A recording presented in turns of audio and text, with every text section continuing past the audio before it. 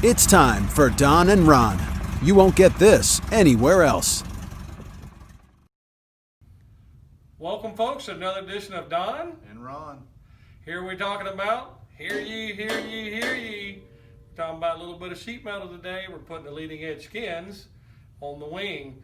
One of the things we got to make sure we talk about, though, guys, so I don't have to come out there and hit you with my rubber hammer, okay, is you need to subscribe, you need to like, and you need to share, but also comment when you look at the videos. Hopefully these are helpful hints for you today. Ron, take it away. Tell them how you make the wingtip kind of fit a little bit better right here on the wingtip skin.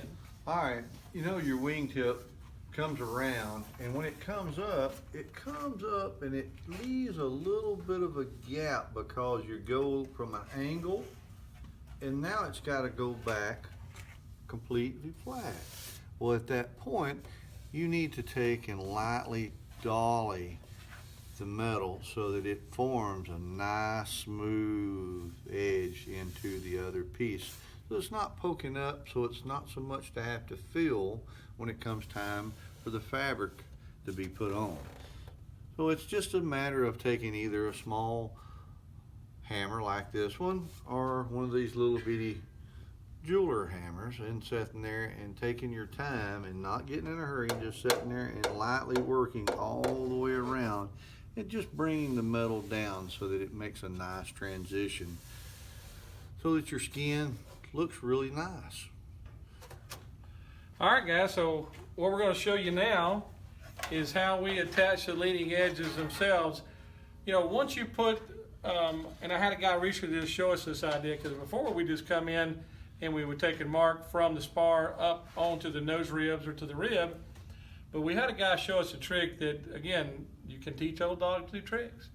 And he put a string down through here, really made it lined up, and I know it's hard to see in the video, but this is probably the straightest leading edge skin I've ever seen. So it's very impressive. So once you make your first mark here, make a mark on the other end, stretch your string out. Of course, you got to have it laying flat. And that way you can mark it and really make sure it's right. Because, you know, the spar has, you know, caps and braces on it and a little bit of imperfection. So if you put that mark on each end, that way it's really lined up. So once we do that and we get the bottom, get it screwed in place, then we've got our little guy right here.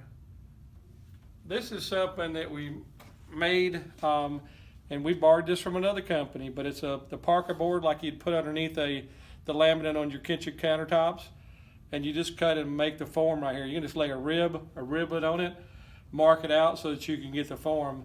But we're going to show you what we do with that. Little blocks of wood in between it, just a little bit of all thread rod, nothing real special. A couple of blind nuts. Anyway, we take this guy and we put it right here on the leading edge. And so once the bottom's screwed in, then we pull the top around, hold it in place. But and we've got to show you this little guy right here. This is our guy so that if you're using it on a metal spar or anything, this piece fits in between the upper and lower part of the spar. And then we've got our holes in it for our all thread rod. And you just position that little guy right onto the leading edge. And you got your little simple butterfly bolts.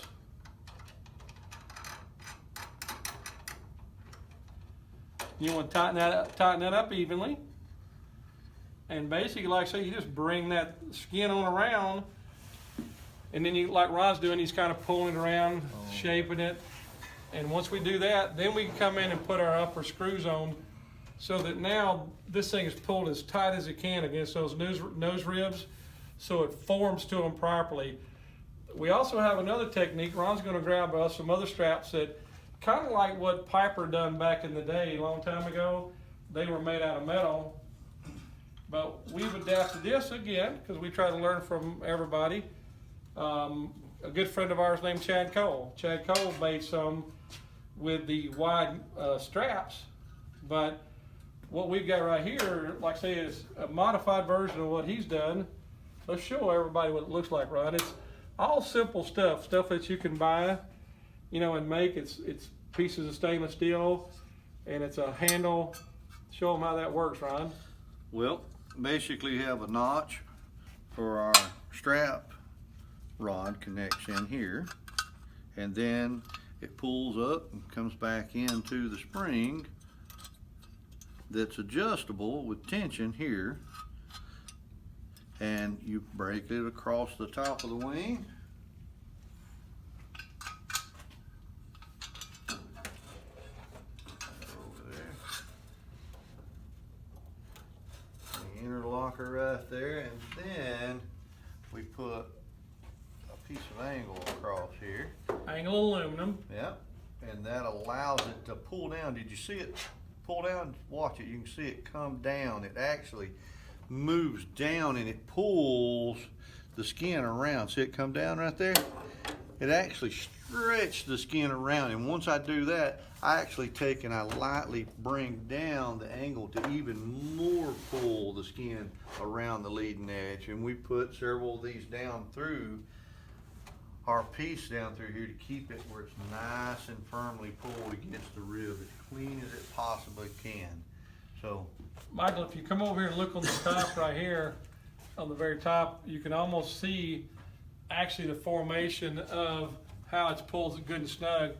You can almost see the rib where the skin has been pulled down onto it, so it's good and snug and it's good and tight. But that's how we do leading edges, everybody. Again, take time to subscribe, like, and share, leave comments, but just like we do here, we try to share our information that we get from everybody. Again, we want to thank Chad Cole for him coming up with the straps. We want to thank the people that have come up with this particular guy here. Again, stuff that we've learned, stuff we've tried to come up with on our own and modify it to what we think is maybe a little bit better. But if you guys will take that information and you will get us that information to us, what we'll do is we'll share it with other people. It's not all about us, it's all about you guys, okay?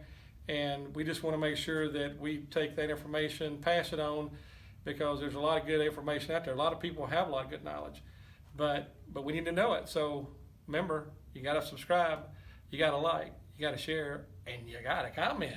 So thanks for tuning in to this edition of Don and Ron. See you guys later. Thank you.